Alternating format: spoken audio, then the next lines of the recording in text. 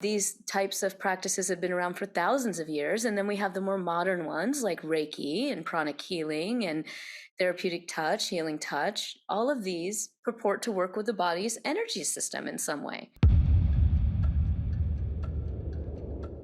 I think very much as a mother, all children at some point have friendship issues at school. It's kind of one of those terrible things of growing up. And as a mother, it breaks your heart when it happens to your child. So when we measured their fatigue, they had debilitating amounts of fatigue, as we would measure clinically. And yet for the women who received energy healing, after just 8 sessions, 2 a week for a month's period, they decreased to levels of fatigue of what you would expect for someone walking down the street. Wow. Welcome to The Wellness Way with me, Philly J. Lay, a layperson's guide to your natural health systems, your very own NHS.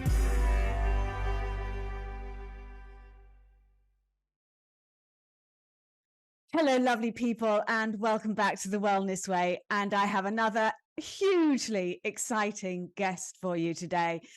I was lucky enough to work with this woman in London last year for a 2-day seminar, and I can tell you she is one of the greatest teachers I have ever worked with. She is a clinical psychologist, a scientist, and a social profit leader, and she'll tell us what that is. She is the founder and the CEO of the Consciousness and Healing Initiative. That's a mouthful, isn't it? The Consciousness and Healing Initiative. She is an award-winning author and, as I said, a tremendous coach. So without further ado, hello and welcome to the show, Dr. Shamini Jain. Oh, thank you, Philly. Great to be here. Lovely to have you. And before we start, could you just tell our audience a little bit about yourself? I know you've got a very interesting background, and your father was a scientist, and you grew up, you've kind of embodied East meeting West, haven't you? You're quite remarkable in what you've done. So I'd just like you to tell our audience a little bit about your background. Sure, you bet. So I think that many of us feel very privileged to walk many worlds and be exposed to many different kinds of cultures. I'm of East Indian descent, born into a beautiful spiritual tradition called Jainism, like my last name, Jan. And I also grew up in the deep South, in South Carolina. So I was born and raised in the US to immigrant parents who moved here almost 60 years ago, really. And it was really amazing growing up because I found that I was very connected to the Jan spiritual principles. Some may know a little bit about Jainism. For those who haven't heard of Jainism, if you've ever seen pictures of monks and nuns who wear cloths over their mouths, this is pre-COVID, mind you. This is not, I'm the norm. Yeah, those are likely Jain monks and nuns. And the reason they do that is because one of our strongest tenets is ahimsa, or nonviolence. So they consciously decide to put those cloths over their mouths so that they don't kill as many organisms when they breathe.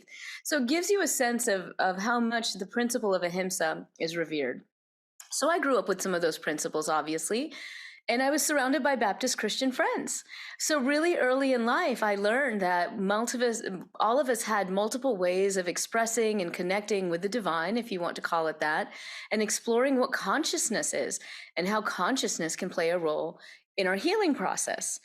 And because I grew up in the West, I had the privilege of going to some of the finest universities, studied neuroscience and behavior at Columbia University first as an undergraduate. And I was very struck by how at that time, and I would say even now, there was still this sense of divide between what I would call the inner and outer experience. So I love science, and scientists. I'm a card-carrying scientist, although I joke that I'm a recovering academic, right?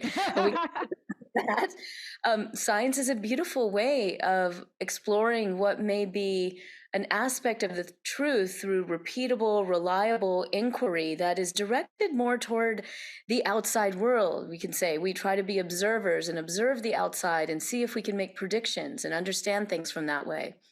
But there's also, of course, a deep, deep wisdom in the inner experience and the inner wisdom and the inner practices, which is what spiritual traditions across the world in many different cultures, philosophies, religions, and even medical systems have as well. And so I always wondered when I was going through these schools, why do we separate the inner and the outer in this way, where it's taboo for us to talk about consciousness? I went to Columbia in the early 90s, and back then the excitement in neuroscience was, ooh, this part of the brain lights up when I lift my hand. That's kind of where we were. And we've come a long way, of course.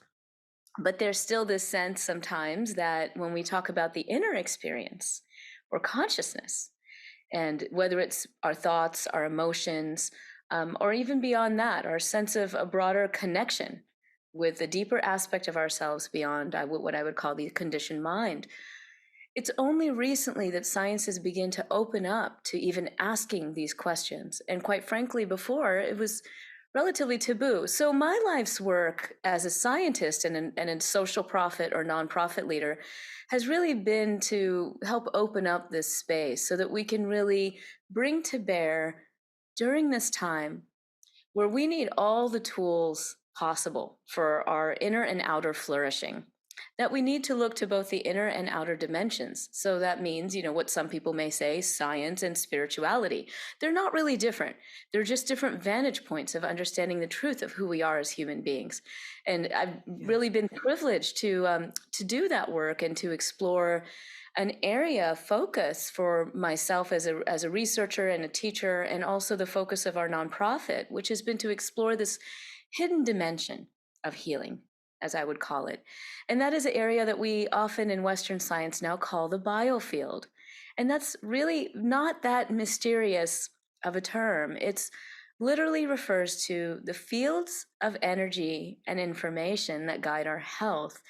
And we can see that there's a natural evolution taking place where, as we develop our subtle awareness through mind, body, spirit practices like yoga, Tai Chi, meditation, we open to holistic healing practices. All of these traditions were deeply rooted into an understanding of what they often called vital life energy.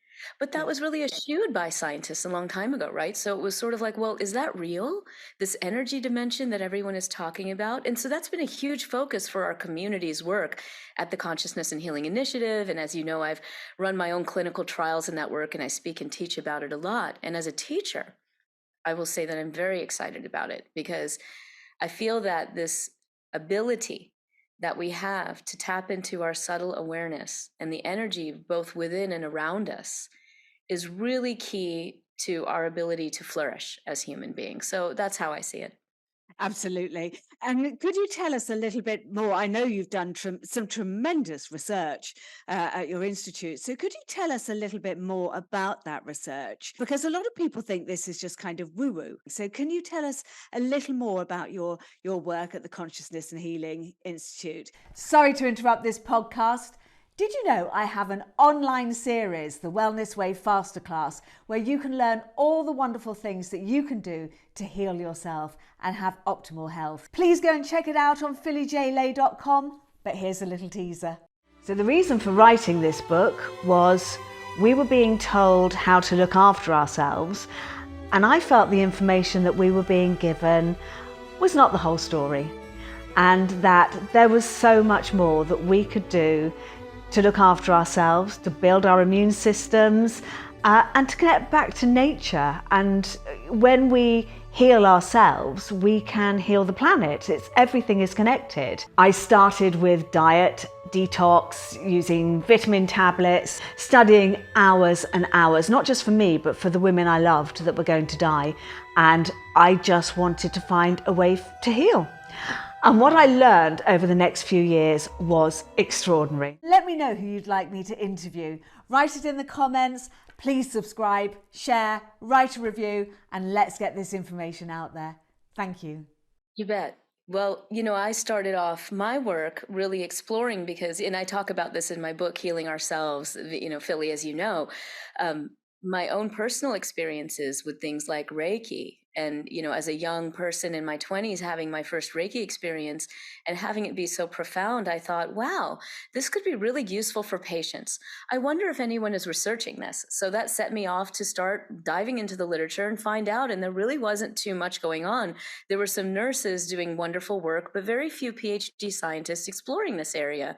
And I, at that time, my most widely cited study still is in meditation. And the field of meditation was really burgeoning, but it was very obvious that they were really focused on the brain and what I would call the safe questions. And, this hidden dimension of energy, as you said, has always had almost a stigma to it where it was considered woo. And yet from that experience, I thought, there are patients where, for example, and this was the work that I personally did at UC San Diego, which is my home institution and where I did my PhD work and maintain an adjunct position. I said, there are some patients that have things like chronic pain, who are going through the cancer process and whatever. And it's very difficult for them to engage in something new and effortful like meditation if they haven't done it before. They need to receive, right? They actually, from a holistic point of view, have had a depletion of vital life energy, a disruption in their harmonic ability, to maintain balance. So there is a sort of an extra effort that is needed there. So I began to do my own clinical trials, and my trials are published in the journals Cancer and Military Medicine and others, really exploring the clinical impact of these kinds of therapies. And what are we talking about? We're talking about age-old therapies like laying on of hands in the Christian tradition, external qigong. These types of practices have been around for thousands of years. And then we have the more modern ones like Reiki and pranic healing and therapeutic touch, healing touch. All of these purport to work with the body's energy system in some way that is difficult to measure. But what we can measure is the clinical outcomes and the impact of these, even using placebo-controlled trials, which, as you know, I did. Yeah. I'm interested in the placebo question, and we can talk more about that. But I wanted to know beyond a placebo, so in my trial, it was a randomized controlled trial for fatigue breast cancer survivors. And actually, we found that it was only the groups that received the energy healing, not the ones who received what we called mock healing or sham therapy. And I get really into this in the book and describe the whole study and all of the careful ways I tried to measure placebo elements beyond just having a mock condition. We measured things like how connected they were with their practitioners, how much after each session they believed that they were getting helped. All of these things that we know are nuanced placebo factors that can predict an outcome. And interestingly, what we found was that while both the healing group and the mock healing group showed decreases in fatigue, the healing group, of course, showing significantly more, these were women that came in to the study anywhere from 6 months to 10 years post-treatment. So they'd already received surgery, chemotherapy, radiation, some of them combination of all of them, but they were really wiped out. That was what they had in common, which is a common issue with cancer patients, not just breast cancer patients who are what we studied, but all cancer patients. So that's what they had in common. And so when we measured their fatigue, they had debilitating amounts of fatigue, as we would measure clinically. And yet for the women who received energy healing, after just 8 sessions, 2 a week for a month's period, they decreased to levels of fatigue of what you would expect for someone walking down the street. Wow.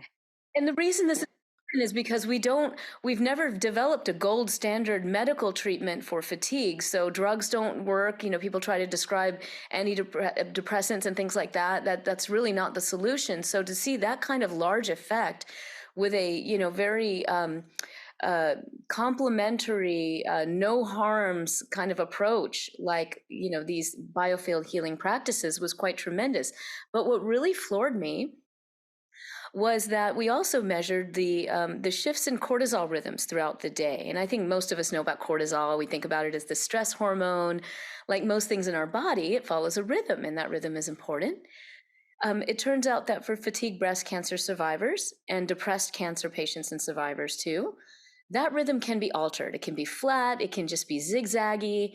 And that's important because the rhythm of cortisol regulates inflammation in the body. It relates to how well we sleep.